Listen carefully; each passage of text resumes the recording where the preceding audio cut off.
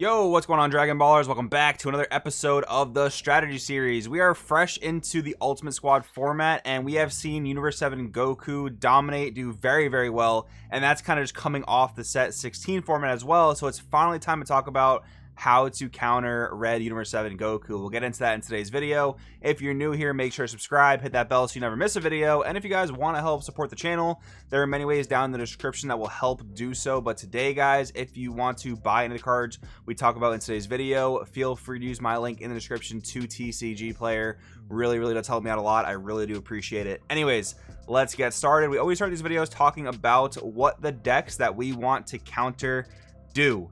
So we have Red Universe 7 Goku. This is a pretty true mid-range deck in the sense that it is very good at being aggressive, but also fairly solid at being defensive. So how is it aggressive? Well, the leader is going to mill a bunch of cards that allow you to play your various battle cards for a much cheaper cost. So we have cards like Golden Frieza for the Universe of Survival, which is a 1-drop 19k dual attacker essentially that also kills a card. And then we have Android 17 for the Universe of Survival as well, which is a 1-drop 15k double strike that searches a card. So you can just see how much value these cards bring the deck for 1 energy. And then you have the boss monster, Son Goku Ultra Mastery, which comes down for 4 dual attack double strike 35k that looks at the opponent's hand, picks out a card of 7 cost or less. And then of course in that same vein you can talk about the SSB Vegeta Secret Rare, dual attack triple strike, burn your opponent for a life, as well as removing their entire board including their unison.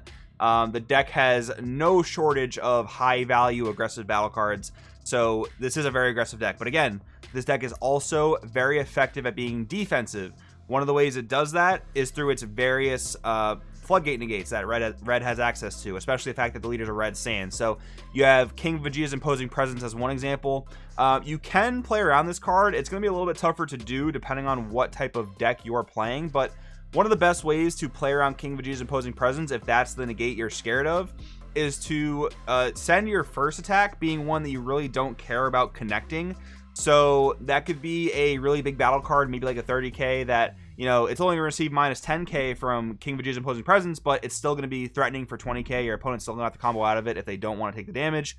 Or you can send like just your leader swing if you don't care about that connecting. So your like 20k battle cards will still swing for 15 under Imposing Presence, that type of thing. Those are ways you can think about playing around King Vegeta's Imposing Presence. But if you're playing a deck that is a little bit more susceptible to Violent Rays, you're going to want to attack with battle cards or unisons first so that your opponent doesn't get maximum value out of Violent Rays. So think about it this way. If you're afraid of Violent Rays and your deck loses particularly hard to Violent Rays, meaning that the aggressiveness of your turn is pretty much just outright ended, if you attack with your leader and allow your opponent the opportunity to Violent Rays, now nothing else on your board can swing, at least anything that's really threatening, depending on what deck you're playing.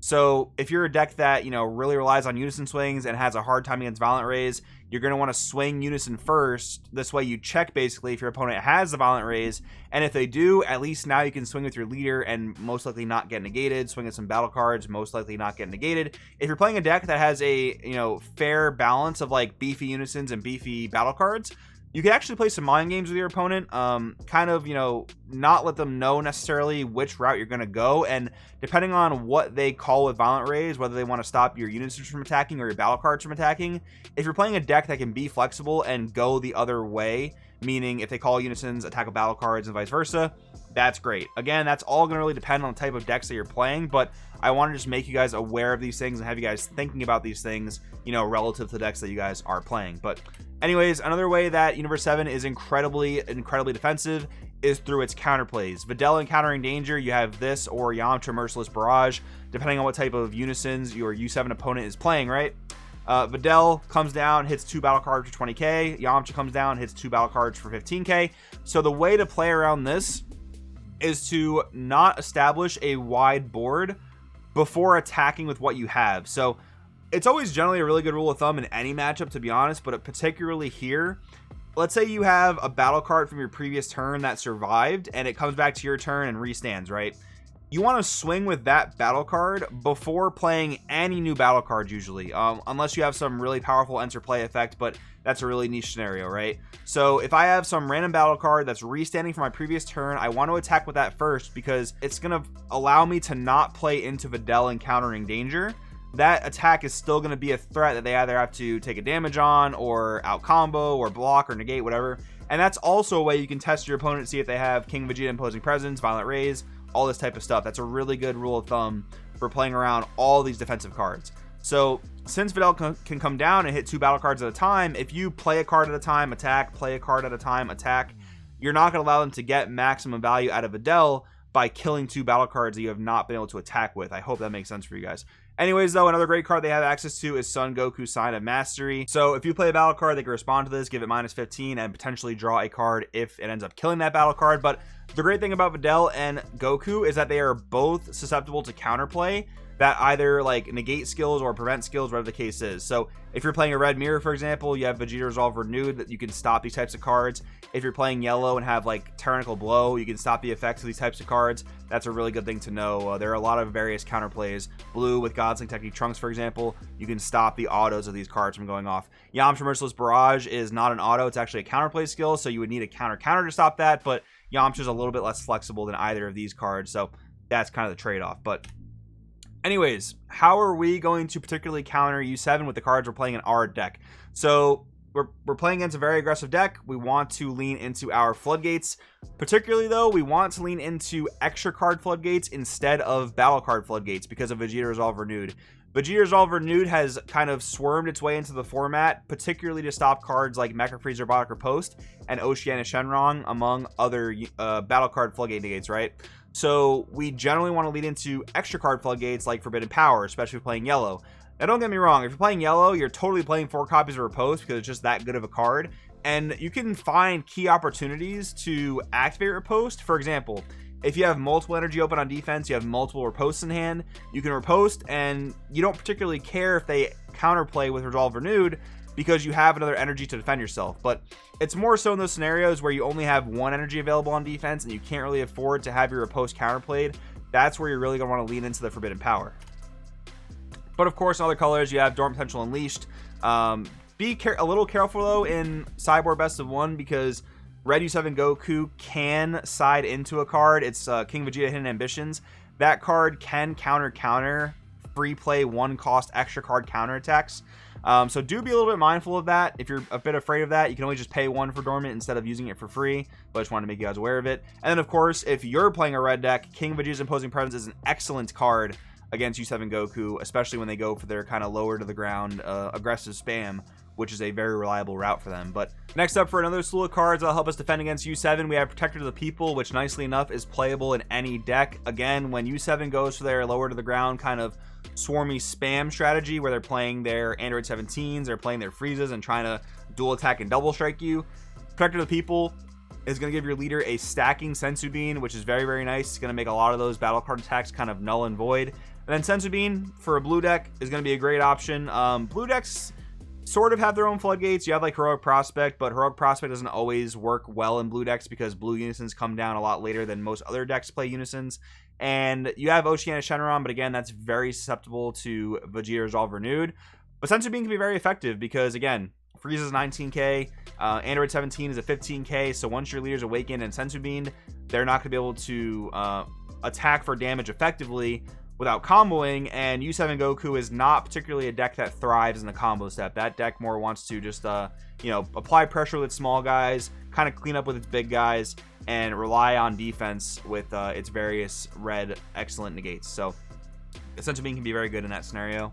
Yo, Dragon Ballers, quick break in the video to give a huge shout out to PPG, who is going above and beyond to make our organized play season the best that it can possibly be. I'm here on the PPG event management website. I'm going to link this down in the description, so all you have to do to sign up for any of these events is go down to that link. We have an event in Denver, which is for the Pro Play Tour organized season. Not only are you playing for an invite to the Pro Play Invitational, but you're also playing for $2,000 guaranteed. And if you want to, guys, there is also a Team War event in that same weekend, and Team War is one of the best formats to play. If you haven't played a tournament with your friends, you absolutely have to do it. And then finally, an event that I know for sure that I'll be attending is the Too Many Games convention in Philadelphia. This is actually a regional for the regular Dragon Ball Super organized play season. So again, guys, super huge shout out to PPG. Secondly, this website is so awesomely laid out. All you have to do is go to this website. All these different tabs here will take you to the events you want to sign up for. I hope to see you guys there. let's get back into the video. So next up, we have a slew of cards that help answer Universe 7's boss monsters, namely Ultra Mastery and the SSB Vegeta SCR.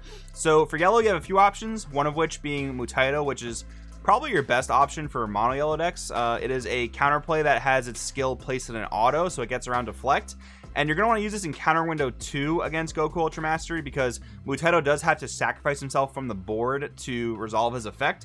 So you basically want to play him in counter window 2 so that Ultra Mastery does his board wipe, and then Mutaito comes in, can sacrifice himself, all that good stuff. Other things you have in yellow are Hellfighter 17, the Neutralizer, which is a 2-cost counterplay. Can be a little bit expensive, so it's kind of tough to use, but it can choose either the SCR or the Ultra Mastery and negate their skills to the turn, which is very, very good.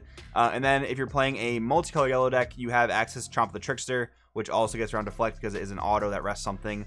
In blue, you have Dirty Burst. Keep in mind, even though this is a pure counterplay skill, the way this is ruled is it puts a restriction on the player, not on the card. So even though the Ultra Mastery has Deflect, Dirty Burst is going to prevent the card from being able to attack. And then a more generic option you have is Shin Noble Supremacy. So auto, when you play this card, draw 1.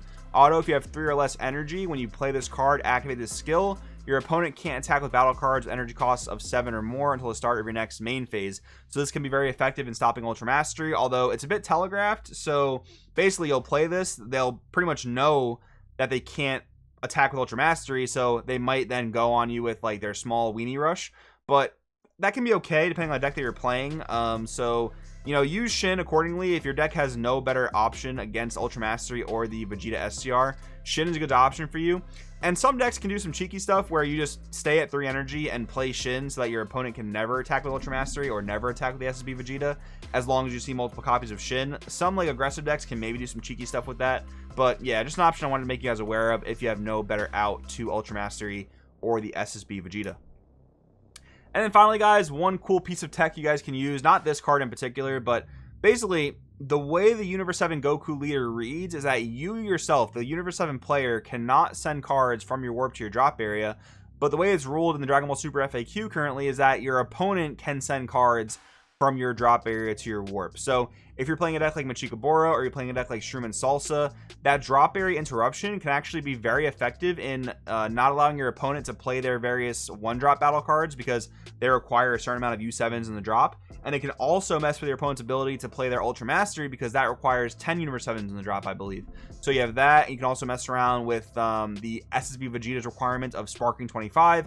So you can do some cool things there. One thing you want to keep in mind is that in the Machikabura deck and the Shroom Salsa deck, some of the cards say you send a card from the drop to the warp, which you can do, but some of the cards say make your opponent choose one to send to their warp. Those cards will not work. The wording is very important because it's all about who makes the player send the cards from the drop to the warp. If it's the opponent, the Universe 7 player will be forced to do it. If it's the Universe 7 player themselves that are forced to do it, it won't work as a result of the leader. I hope that makes sense. But anyways, guys, those are my tips and tricks for beating Universe 7 Goku. If you have any more suggestions for this matchup, drop them down in the comments. I'm sure a lot of people would love to see that. But anyways, let me know what you think about the video. Thanks for watching, and I'll see you guys in the next one.